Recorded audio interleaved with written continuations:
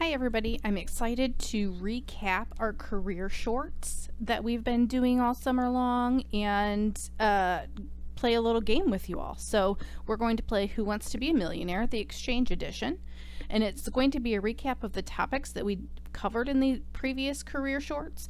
If you would like to get more information on some of the things that we're covering, you can find the full version of the career shorts at marian.edu/career shorts.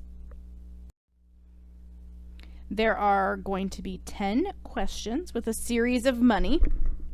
Note that this is not real money, so nobody will actually be receiving any money playing this, just knowledge. So our $100 question, Black Widow is searching for a job. What document should she prepare that provides a concise overview of her experiences?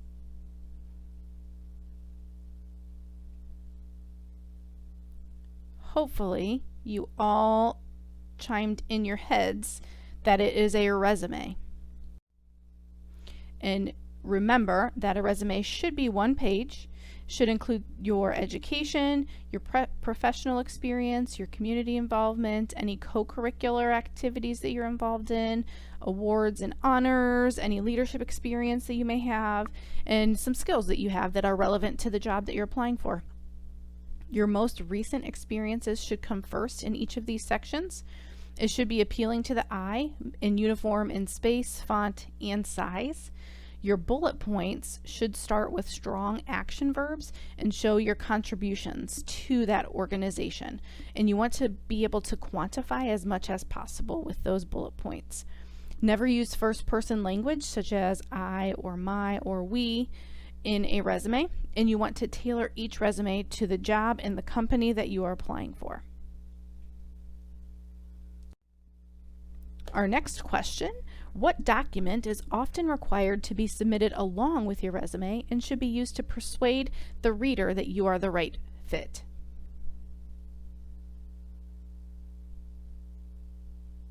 Hopefully we all got this one right and we all said cover letter. Include your intent and why you are interested in the position in the company, how you will add value to the organization, what skills and experiences that you have that relate to the job description. However, it shouldn't be just a repeated, regurgitated version of your resume. You want to really research the company and use their language in this document. It should also express gratitude for their time and show excitement about the opportunity to be a part of their organization. The more that you use company language and keywords from the job description, the better your chances of getting an interview are. Our next question, which of these should Black Widow wear to an interview?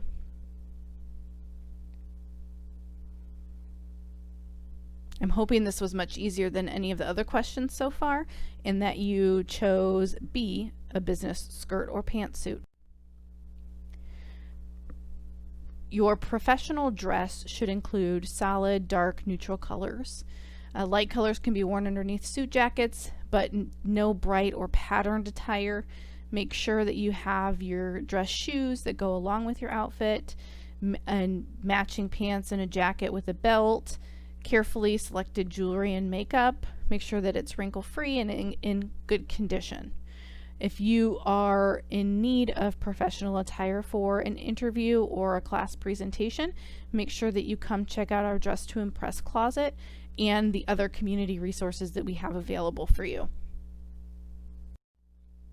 $1,000 question. What is the first step in writing an effective cover letter?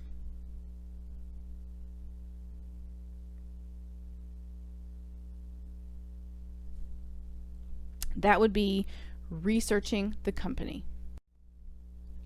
Before applying and writing your documents, make sure that you do your research. You can Google the company, look for their mission, their vision, their values, what do they actually do, who do they serve, and any other interesting facts about the organization. You can follow that company on LinkedIn and whatever other social media platforms you have. connect with others in the company via those social media platforms and ask for an informational interview so that you can get a feel for their company culture. All of these things will help you in 1, crafting your cover letter, and 2, in your interview, and also 3, making that decision if that company is right for you. The $5,000 question: which of the following are questions you cannot be asked during an interview?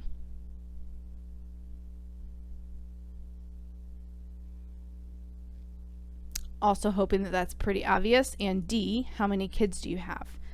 There are questions that interviewers are not allowed to ask, and there are general interview questions that interviewers ask all the time. So make sure that you're aware of what you might be asked, and then also what is not even illegal to ask you. Common interview questions can be skills-based, which are going to relate to your experience. So have you ever been involved with this? Explain how that works. Could be behavioral, which might be those describe a time or tell me about a time questions. It could be situational, to bring out your decision-making skills. Like, how would you deal with this? How would you prioritize this? When you provide a story with your interview answers, make sure that you use the STAR framework, which is the situation. So you want to describe the circumstance or the challenge, the task. So what was the end goal? The action, your action that you took to reach that goal, and then the result. What was the outcome? What did you learn? So if you can frame your stories in that manner, it will help in providing a concise message. Next question, $10,000. When the interviewer asks if you have any questions, what should your response be?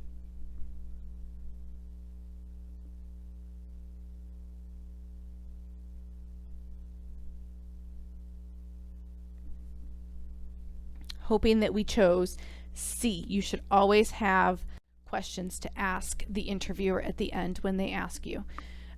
You can ask things like, what does success look like in this position? Why do you enjoy working here? Can you describe the company culture? What's the most rewarding part of this position? The challenging part of this position? Growth opportunities. Ask them to explain a typical day and what that might look like. And then I always guide people to ask, what are the next steps in the hiring process, so that you are informed on when you should be hearing back. $100,000. This should be customized to each person you interviewed with and sent out within 24 hours.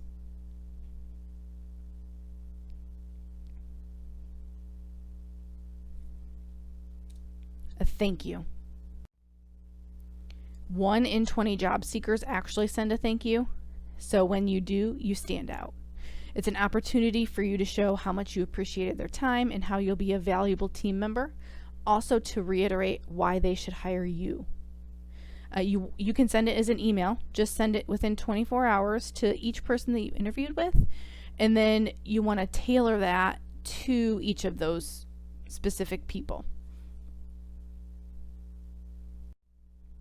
$250,000 question. What should you not do to prepare for a virtual interview?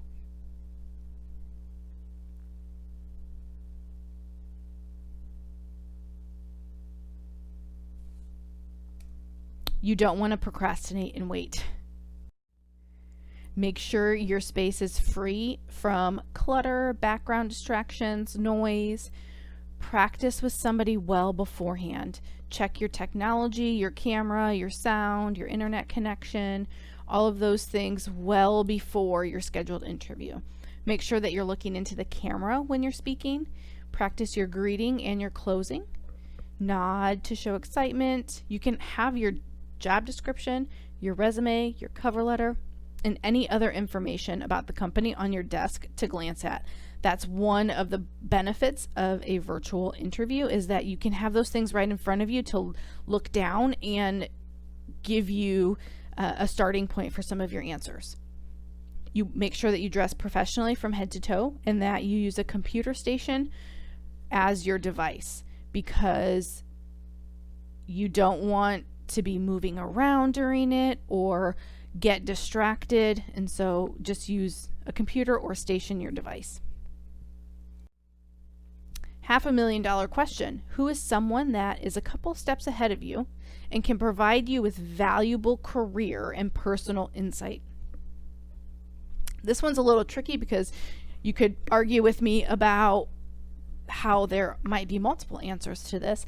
However, the career short that we did was on mentoring. So a mentor is somebody. Finding a mentor, you can look for people who are in your network and have positions that you hold. Ask them to do an informational interview, and then invite them for coffee and discuss their willingness to be and serve as a mentor for you. Having a mentor can provide insight into your career field, get you connected to their network and other people who are doing the things that you want to do. Mentors can provide guidance to you, help in your professional growth, and also help you stay focused and on track in your career. Last question for $1 million. And remember, this is not real money. Black Widow did not get the job offer. What should she not do next?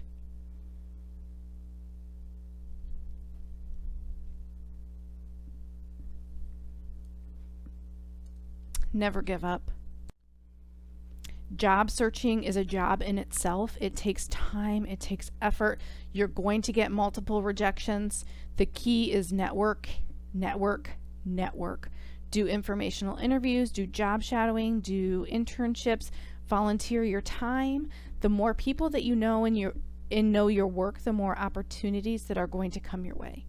Seek out our services to assist in tailoring your documents and using us as a resource for interviewing skills.